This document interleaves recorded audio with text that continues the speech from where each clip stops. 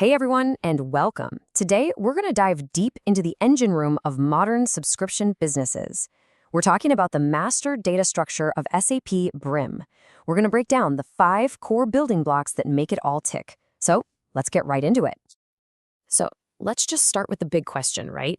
In today's subscription economy, companies aren't just selling you something once. They're managing these complex, ongoing relationships with millions of customers.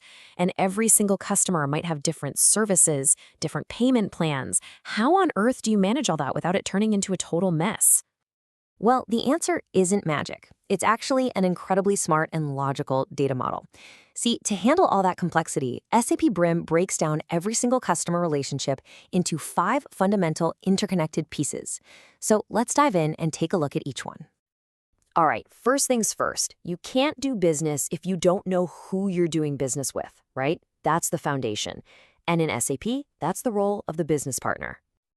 So, what is a business partner, or a BP, as you'll hear it called? Well, at its core, it's the single source of truth for your customer's identity. It doesn't matter if it's a huge corporation, a small team, or just one person. The BP is the master record that answers that one simple, crucial question. Who is our customer?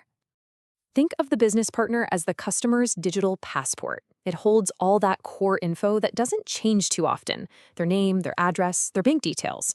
And this is the really critical part. By keeping this identity data totally separate from any commercial deals, a business gets this incredible flexibility. You can offer that one single customer a bunch of completely different services. Okay, so we've got the who figured out. The next piece of the puzzle is, well, how are we going to do business with them? And that's where our second building block, the contract account, comes into the picture. The contract account is basically the financial heart of the customer relationship. Every single posting, every charge, every payment, every credit, it all gets organized under this account. You can think of it like the rule book for all the money stuff, making sure every transaction for a specific deal is handled the exact same way every time. And this is where you really see the power of the contract account. It handles all the commercial rules, things like how are they going to pay? What happens if they're late? What kind of discounts do they get? Are there any special tax rules? All of those how questions, they get answered right here. Now, this is something that trips a lot of people up, so let's really nail this down. A customer only has one business partner record. That makes sense, right? You're only one person.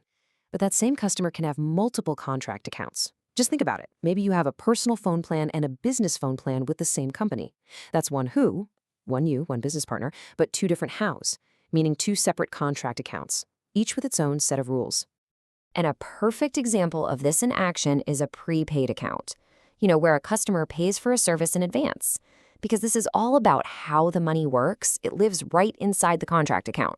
It's not a new who, it's just a different how. It's simply another set of financial rules for that customer. All right, so we've got our who, the business partner, and our how, the contract account. So what are we actually selling them? This brings us to building block number 3, the what. In SAP BRIM, the product is the master data for the service you're selling. Let's say you're offering a premium streaming plan. The product would define things like its standard 12-month duration or its auto-renewal policy. And the real beauty of this is that the product structure is super lean and simple. This lets businesses dream up and launch new subscription offers really, really fast.